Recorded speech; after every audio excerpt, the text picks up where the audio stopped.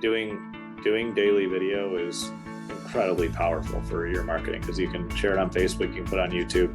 There's obviously multiple other platforms. You can put stuff on LinkedIn now, but consistently sharing a little snippet about who you are and what you're up to. Again, that you start to own that space in your audience's mind, because they're used to seeing you. So yeah, the consistency is absolutely the key to success in marketing.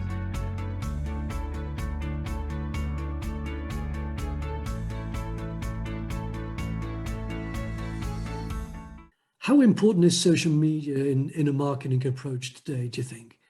Is it overlooked, or is it underlooked, or should it be replaced by something else, or will it be replaced by something very soon? I've got my idea, but I want to hear it from you first. It's not going anywhere. Facebook is going to be here in some, it'll continue to evolve, but my estimate is that Facebook will be with us for at least another 2 decades, if not 3 or 4.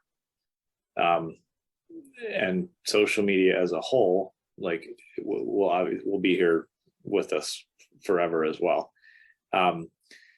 Great technology, in my opinion, is just mirrors normal human behavior. And so the more that we introduce AI tools into social media, which they're already embedded in in almost all of it, the more that people engage in it. It's just us behaving like we would normally, but using a tool to get there and using technology to do it faster. So one of the things that as humans we crave is connection.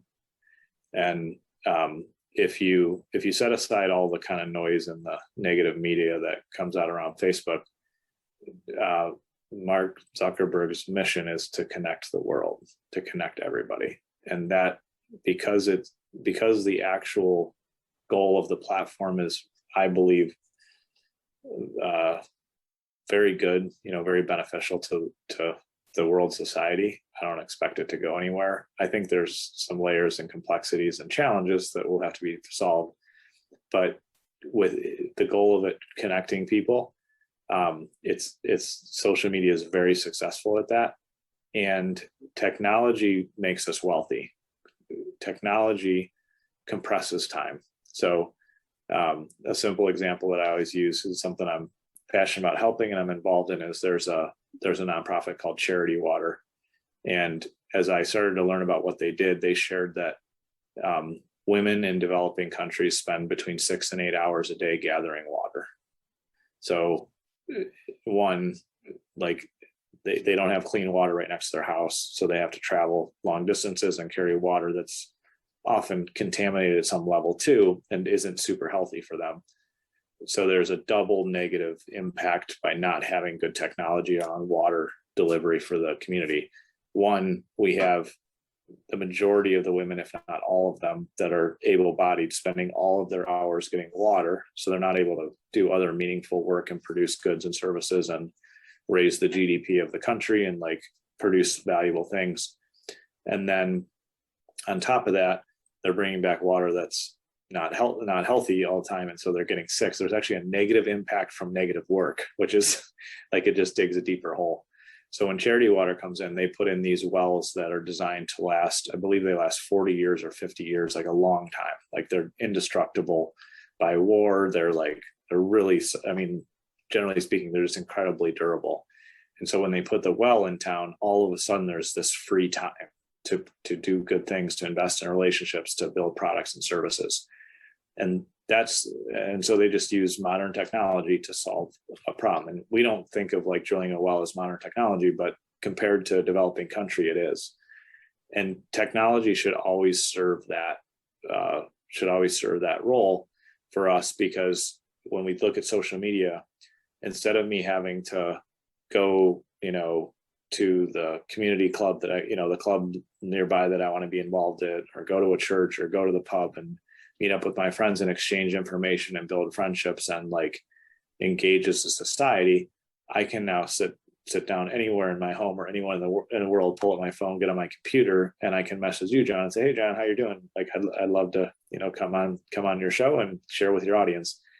And the time compression there is just instant. and you're across the world. Like, I couldn't drive over to see you. I'd have to take a couple plane trips, at least maybe 2 or 3, to find you and us to interact. But now we're able to exchange ideas and information, build a relationship, solve problems together, and we've cut out all the time. So technology really just gives us back time. So the more effectively we use technology, the more wealthy we become as a society. And so because social media is so integrated with how we operate as humans, we want those relationships, we want that human connection. It's not going anywhere. However, what I will say is, if we go back to like the kind of physical world example, if my only socialization and my only opportunity to find new clients was to go to my local pub here and meet people, and then the pub shuts down for, ever, or a few months or something like that, because of some challenges, or it's so full that they don't let me in, like it gets so popular that I can't stand up on the bar and shout about my business, then I would lose access to that audience. And if I was depending on that single pub, then I would, at some point, I would face financial hardship or go out of business if that's the only channel. If I was wise, again, using like the physical world example, I would, also go to the market where everybody was selling stuff during the day. I would hang out at the pub. I would go to the barber shop. Like, this is what we used to do before. We used to have diversity of connection and relationships and diversity of channels where we'd meet people. And so it's foolish, regardless of any platform, to just bet everything on a single channel, because you will face challenges in that channel. It's just inevitable. It's like a law of life.